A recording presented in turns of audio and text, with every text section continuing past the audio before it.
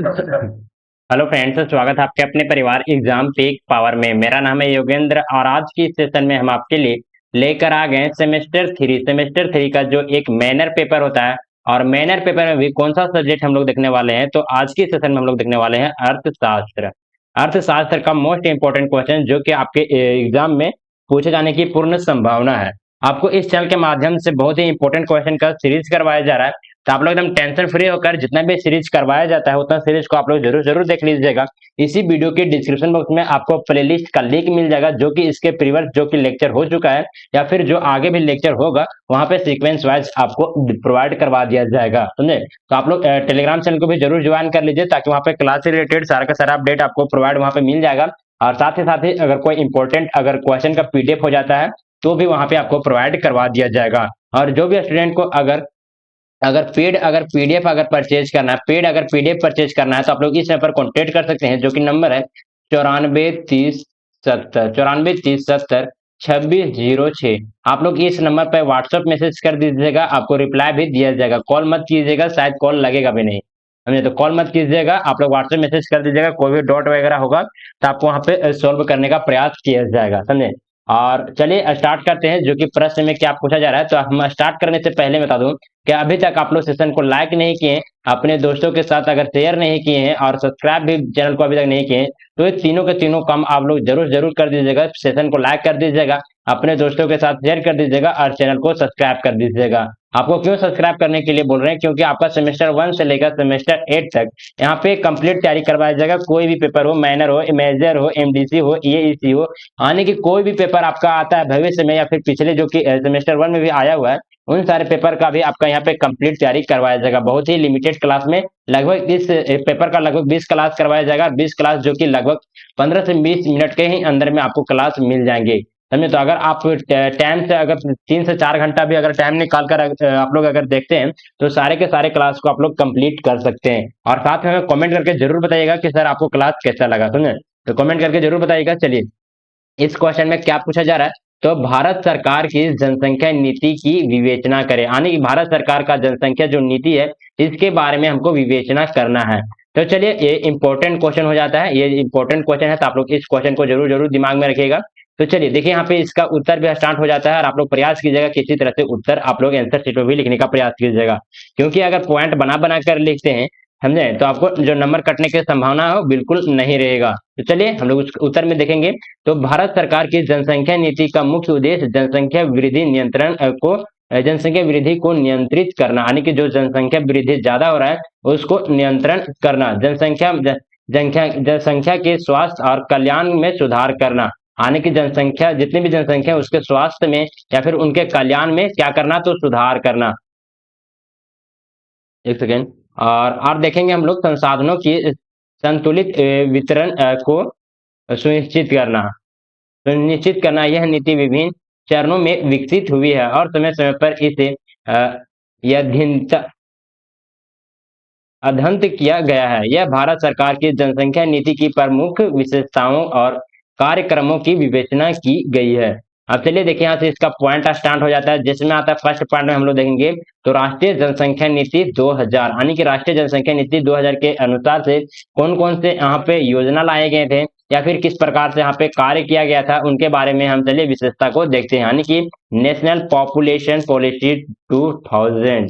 चलिए, इसका जो कि यहाँ से पॉइंट स्टार्ट हो जाता है, तो यह नीति भारत की जनसंख्या नियंत्रण और स्थिरता प्राप्त करने के लिए एक महत्वपूर्ण दस्तावेज है। इसकी मुख्य विशेष का लक्ष्य निम्नलिखित है, यानी कि इस नीति राष्ट्रीय जनसंख्या नीति का जो भी विशेष लक्ष्य है जो कि नीचे दिया हुआ है, जिसमें आता है मुख्य लक्ष्य में हम लोग देखेंगे, जिसमें आता है फर्स्ट में जनसंख्या स्थिरता। जनसंख्या स्थिरता कहने का मतलब है कि 2045 तक जनसंख्या स्थिरता प्राप्त करना, ताकि सतत आर्थिक विकास, सामाजिक कल्याण और पर्यावरणीय स्थिरता सुनिश्चित हो सके। कहने का मतलब है कि 2045 तक इस ये क्या कहते हैं, इस नीति के तहत 2045 तक क्या करना है, तो जनसंख्या को नियंत्रण करने का प्रयास किया जाएगा बहुत ही हद तक, समझे। तो इसके अगर जनसंख्या को अगर नियंत्रण नियंत्रण कर लिया जाएगा, तो क्यों नियंत्रण किया जाएगा, तो ताकि वहां पे ताकि सतत आर्थिक विकास हो सके, सतत आर्थिक विकास यानी कि सुचारू रूप से विकास हो सके, सामाजिक कल्याण हो सके। आप लोग जानते होंगे कि जनसंख्या जब वृद्धि हो जाता है तो कोई भी नीति को, कोई भी नियम कानून को इम्प्लीमेंट करने में बहुत ही दिक्कत होता है। साथ साथ में अगर गरीबी को भी निपटाने में बहुत ही ज्यादा प्रॉब्लम होता है। आप लोग देखेंगे कि जिस क्षेत्र में ज्यादा जनसंख्या होता है तो वहां पे गरीबी भी आपको देखने को ज्यादा से ज्यादा मिलेगा। समझे? और पर्यावरण स्थिरता को भी सुनिश्चित हो सके, यानी कि पर्यावरण पर भी ज्यादा इफेक्ट ना पड़े। अगर जनसंख्या बढ़ता है तो फिर पर्यावरण पर भी नुकसान पड़ता है। कैसे नुकसान पड़ता है? तो आप लोग देखे होंगे कि क्या होता है, तो शहर में आप लोग देखे होंगे कि क्या, एक सेकंड का टाइम दीजिएगा, थोड़ा सा कॉल आ रहा है।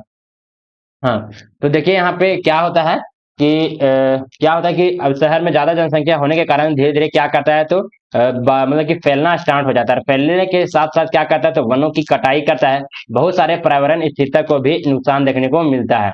चलिए हम लोग अगले पॉइंट में आते हैं। पॉइंट नंबर 2 में हम लोग देखेंगे जनसंख्या वृद्धि दर की, जनसंख्या वृद्धि दर में कमी, यानी कि प्रजनन दर, यानी कि टोटल फर्टिलिटी रेट, TFR को 2.1 लाना, ताकि दीर्घकालीन जनसंख्या स्थिरता प्राप्त हो सके।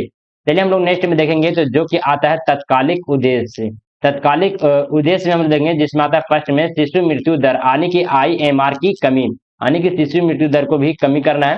तो जिसमें आता है 2010 तक शिशु मृत्यु दर को 30%, 30 प्रति हजार जीवित बच्चों, हजार जीवित बच्चों तक कम करना, समझे ना?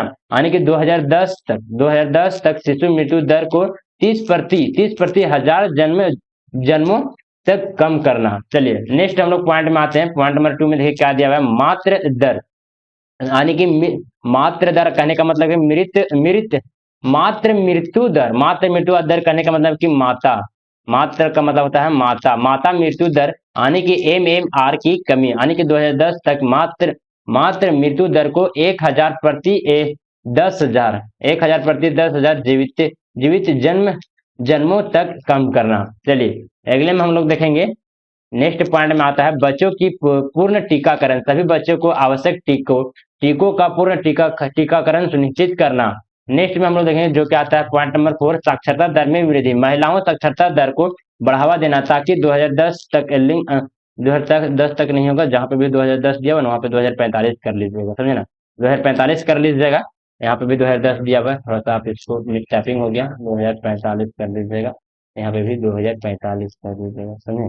2045 तक लिंग असमानता को समाप्त किया जा सकता है। या फिर आप इस नंबर को भी मैं मतलब जो यहाँ पे ईयर दिया हुआ है, इस ईयर को भी अगर आप नहीं याद करते हैं तो फिर नॉर्मल भी आप लोग लिख सकते हैं। चलिए नेक्स्ट में आता है दीर्घकालीन उद्देश्य, यानी कि लॉन्ग टर्म में इसका क्या उद्देश्य है, तो उसको भी हम लोग चलिए देखते हैं। जिसमें आता है फर्स्ट में सभी गर्भधारणों में यह अनचाहे गर्भधारण का उन्मूलन।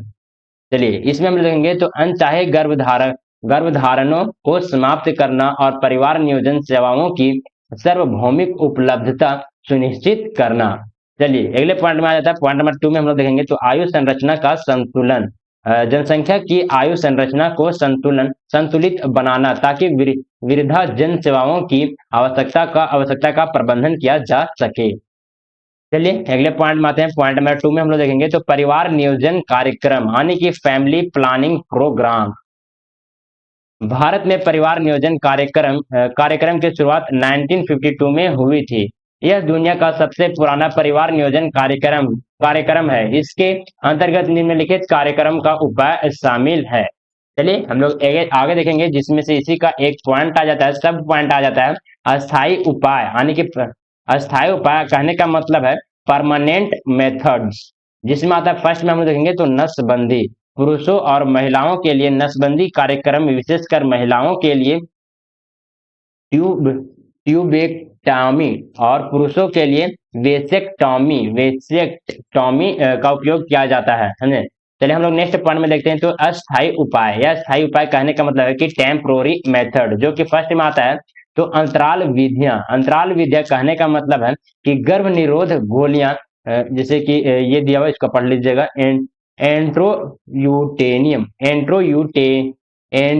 एक सेकेंड, एंट्रोयूटेरिन डिवाइस, UID, थोड़ा सा इसका प्रोनाउंसिएशन आप लोग देख लीजिए, समझे ना? इसको हम लोग पढ़ सकते हैं यूटेरिन डिवाइस यानी कि IUD जैसे यह अस्थायी उपचार का प्रचार करना। समझे? चलिए हम लोग आगे देखेंगे जो क्या आता है, जो कि आगे हम लोग देखेंगे तो आपातकालीन गर्भ निरोधक इमरजेंसी कॉन्ट्रेसेप्शन। इसमें आता है आपातकालीन गर्भ निरोधक गोलियां का उपलब्धता और उपयोगिता के बारे में क्या करना, तो जागरूकता करना। चलिए हम लोग आगे देखेंगे। नेक्स्ट पॉइंट में आता है स्वास्थ्य और पोषण कार्यक्रम यानी कि हेल्थ एंड न्यूट्रिशन प्रोग्राम्स।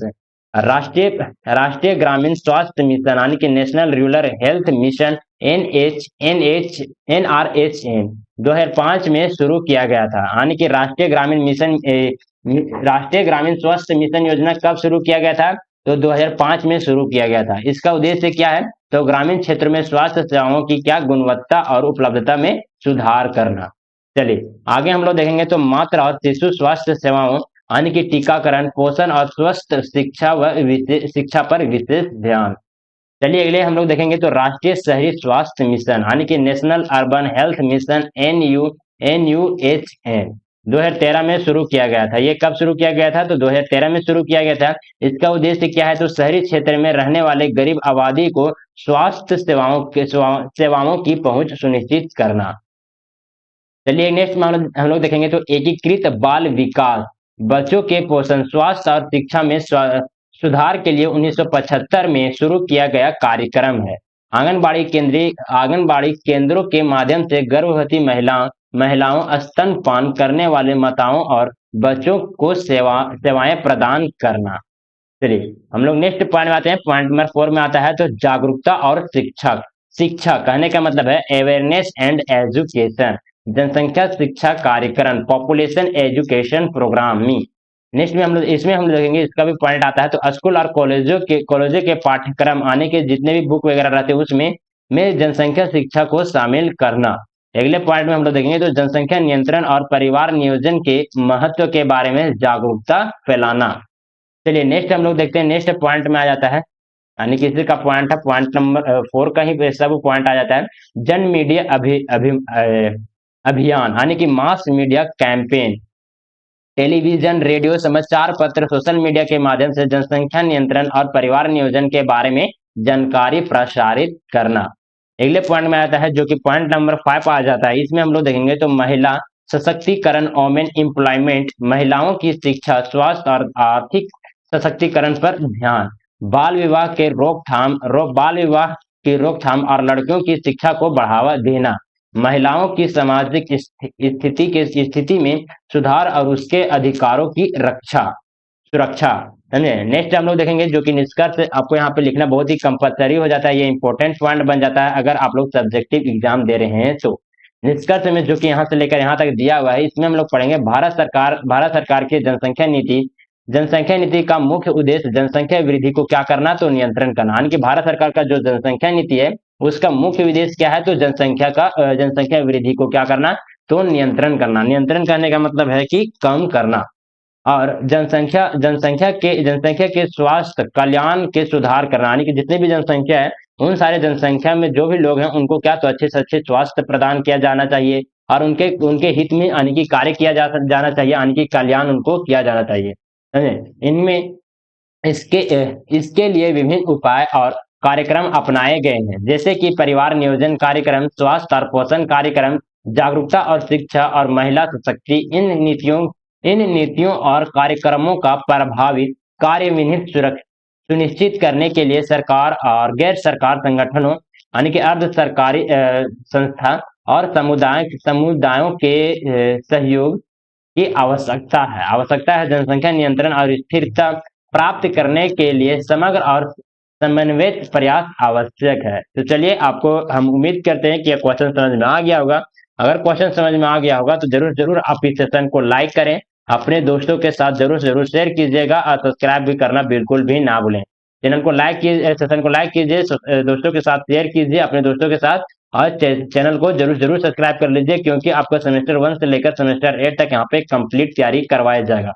अगर कोई भी डाउट वगैरह अगर आपका बच जाता है तो आप लोग कमेंट के माध्यम से बतला सकते हैं। और जिन भी स्टूडेंट को अगर पीडीएफ परचेज करना है, अगर पीडीएफ परचेज करना है तो आप लोग इस नंबर पर कॉन्टेक्ट कर सकते हैं, जो कि नंबर है 94 94302606। आप लोग इस नंबर पर कॉन्टेक्ट कीजिएगा, 94302606। ये नंबर आपको कमेंट बॉक्स में भी मिल जाएगा, समझे ना, कमेंट बॉक्स में भी मिल जाएगा, तो वहां से भी ले सकते हैं। और साथ ही साथ आपको इस नंबर पर मैसेज करने के साथ आपको कोई भी पेपर हो, सभी पेपर का यहाँ पे पीडीएफ आपको उपलब्ध करवा दिया जाएगा। और बहुत ही नॉमिनल फी पर आपको उपलब्ध करवाया जाएगा, समझे। बहुत ही ऐसा नहीं कि हाई फाई प्राइस लिया जाएगा, समझिए कि गेस्ट पेपर से भी कम रेट में आपको उपलब्ध करवाया जाएगा, समझे। तो एकदम टेंशन फ्री हो जाइए। अगर हमारे चैनल पर आए हैं तो चैनल को जरूर जरूर सब्सक्राइब कर लीजिए। और जो भी